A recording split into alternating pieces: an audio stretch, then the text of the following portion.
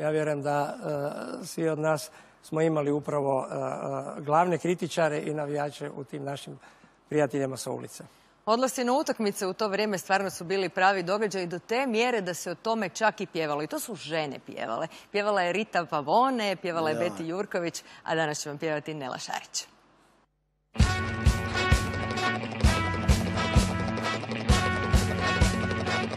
Ja znam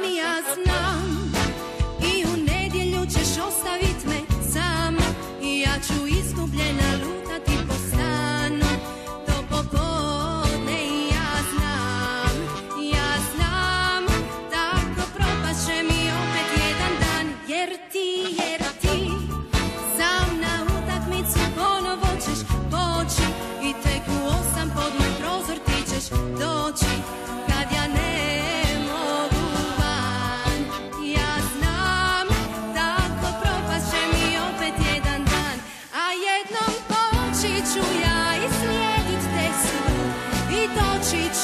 tvoj klub, a tamo saznaću sve i lažeš i znaj, za nas to će biti kraj jer ja već sumnjam da zbog nogometa samo ti svake nedjelje popodne ideš tamo.